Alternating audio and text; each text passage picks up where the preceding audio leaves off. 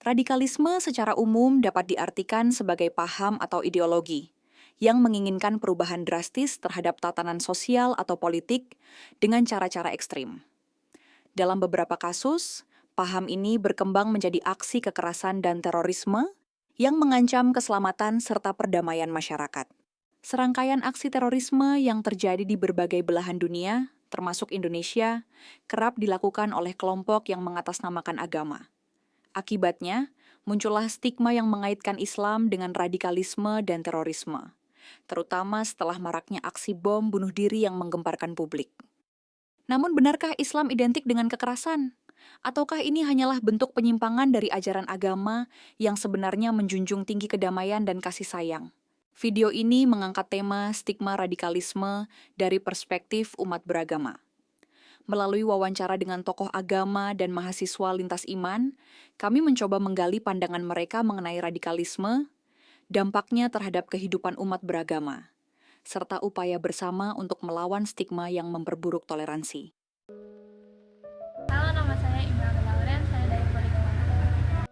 Halo, perkenalkan, nama saya Francesca Skarkasi dari Program Studi Kehutanan Angkatan 2024 Fakultas Pertanian Universitas Brawijaya. Nama saya Dejan Nugraha, umur 19 tahun, anggota Kan nama saya Paulus Serapion Harapan Papik. Saya jurusan Sosiologi, Fakultas Ilmu Sosial dan Ilmu Politik, Universitas Brawijaya. Pada kesempatan kali ini saya hendak menjawab beberapa pertanyaan yang sudah diberikan kepada saya.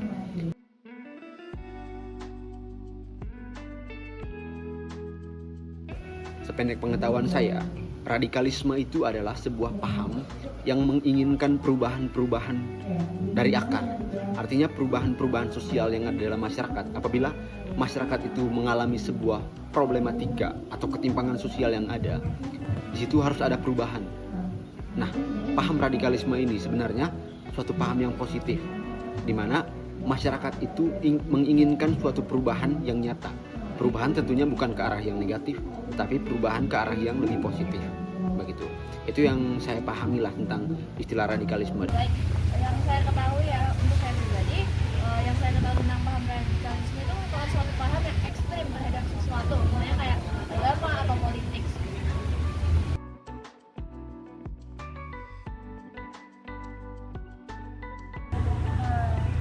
Nggak selalu, kadang bisa politik juga budaya. Kalau selalu mungkin enggak ya mas. Cuman kalau berkaitan mungkin bisa jadi, karena belakangan ini juga kasus-kasusnya kan selalu berkaitan dengan motif agama. Jadi kalau mau bilang selalu juga enggak.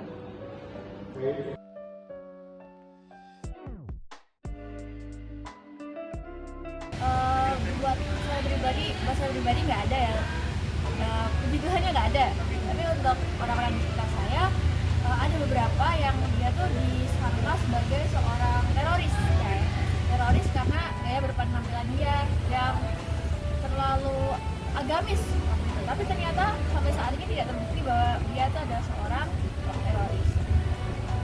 Kalau misalnya diberikan pertanyaan tentang stigma, sejauh ini mungkin saya belum mendapatkan situasi-situasi yang membuat saya mendapat stigma dari masyarakat, begitu. Karena saya juga merupakan penganut agama yang minoritas di Indonesia, ya. Tentu dalam beberapa situasi saya merasa bahwa ada orang-orang tertentu yang kurang menerima keberadaan kami sebagai kaum yang minoritas dalam masyarakat. Mereka menginginkan suatu masyarakat yang sama dengan mereka. Mereka menginginkan suatu individu yang harus menganut kepercayaan yang seperti yang mereka anut.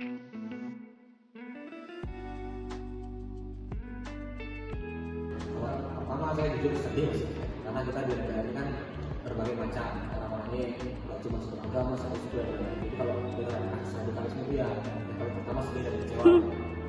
Pengen lah buat tidak ada kasus seperti itu. Tentunya sedih dan prihatin, apalagi misalnya itu berita tentang agama saya. Nggak sedih aja kayak minoritas.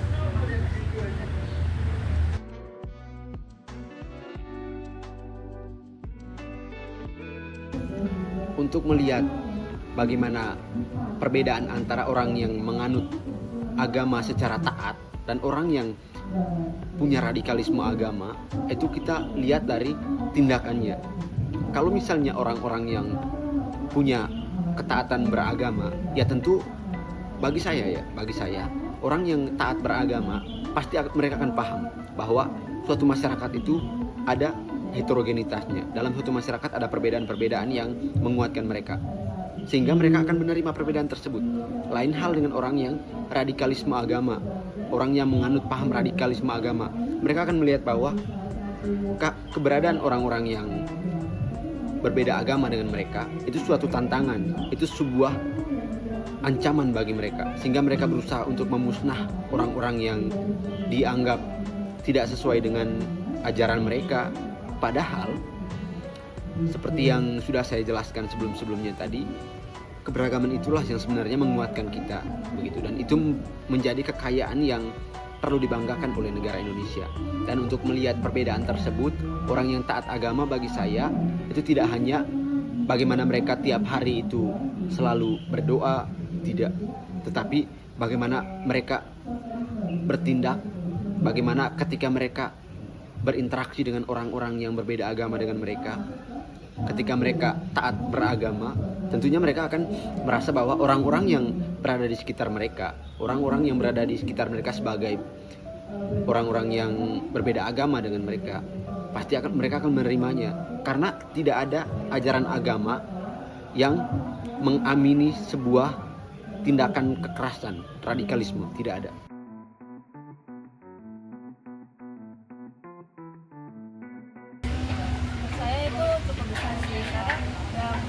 Saat ini bahwa media sosial itu mengambil alih banyak banget di kehidupan kita, dan dengan media sosial yang sudah diakses oleh semua orang, jadi tuh banyak informasi baik negatif atau positif tuh bisa diakses oleh semua kalangan dengan usia berapapun. Jadi menurut saya ya sangat berbahaya kalau misalnya tidak diawasi atau tidak disaring dengan baik.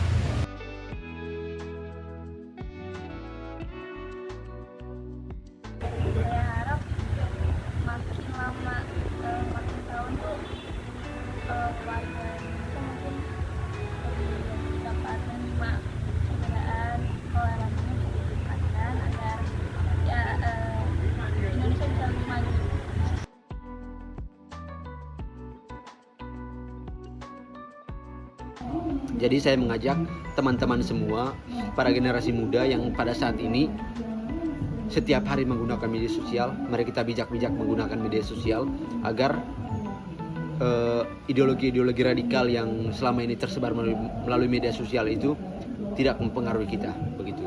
Teman-teman semua mungkin pesan dari saya itu tetap menjalankan kewajiban kita masing-masing, tapi juga menghargai teman-teman yang punya kewajiban lain di agama lain.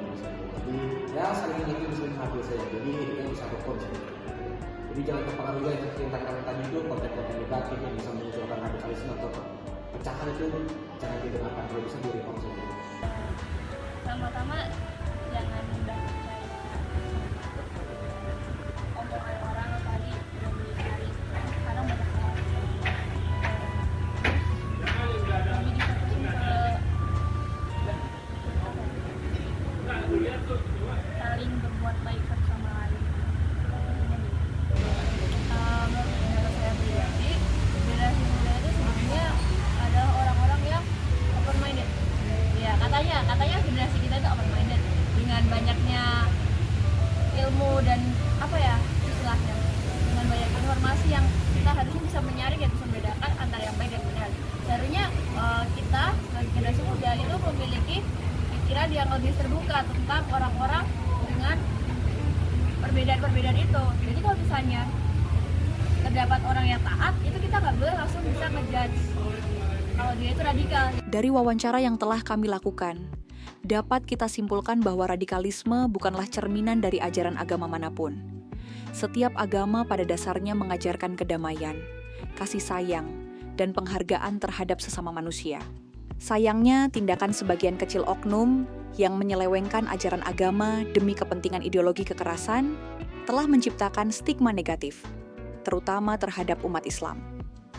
Stigma ini diperparah oleh aksi-aksi teror seperti bom bunuh diri yang tidak hanya mencederai korban fisik, tetapi juga merusak citra umat beragama secara keseluruhan.